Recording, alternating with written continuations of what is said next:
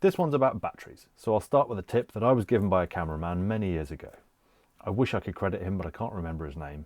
Ben and Alex, if this was you, I apologise.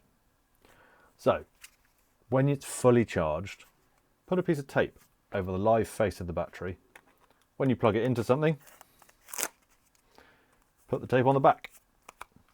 That way, when you put it back in your camera bag, you know it's used. It's such a simple thing, but it basically means you can use one bag. You don't have to use two separate bags or have a left pocket and a right pocket for empty batteries and charged batteries.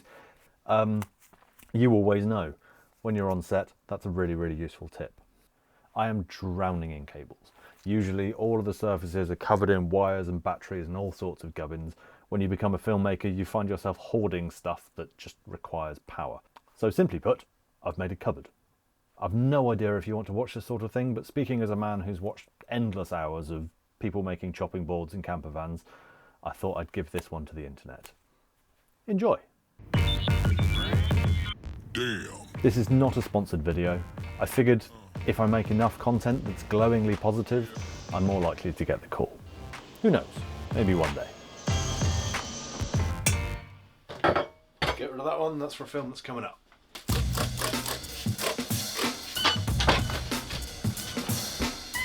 Voila! The wonderful thing about Level is that they have a digital millimetre sharp as Soren Thorkel. Every single one of these will be absolutely identical once I take the plastic off. So if you got the measurements wrong, it's your fault, not theirs. Can't recommend them highly enough.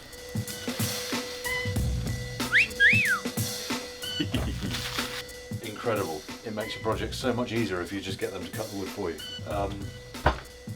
Right, lay it up. I'll drop a link in the description.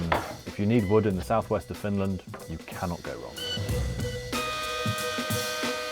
I'm now in the process of making DIY T-tracks in my bench so I can turn my hand router into a table router. Watch this space.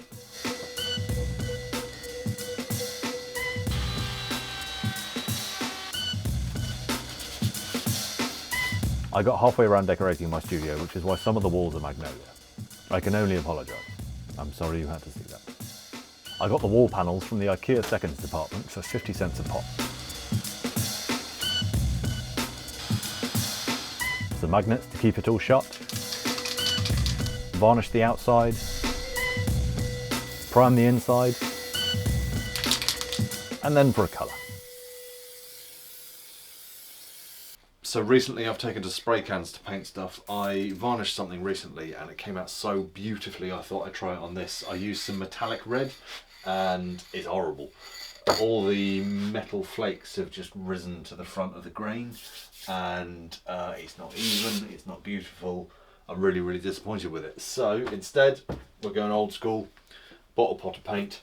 And basically the idea of this is that so when you open the door you're just met with this colour, and so I'm going for the brightest red I can find in the shop. I'm going to go find my roller, but let's get on with it.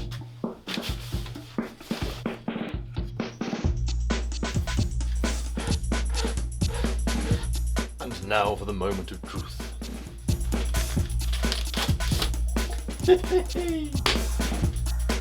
That is beautiful.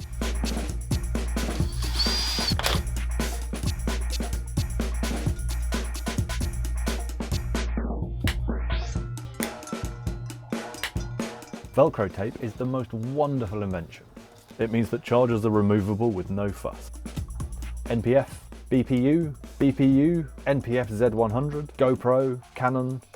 I've decided to install a safety feature for fairly obvious reasons. This is a cupboard full of lithium-ion batteries and chargers. Some of these batteries are aftermarket, some of the chargers are aftermarket, like that one, and that one.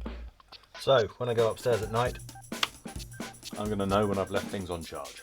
There are a few more to come, like the Ronin MX and the Air 2S, but that's plenty for now. Does this remind anyone else of the furnace from Home Alone? Nope, just me then. Cheers, and I'll see you on the next one.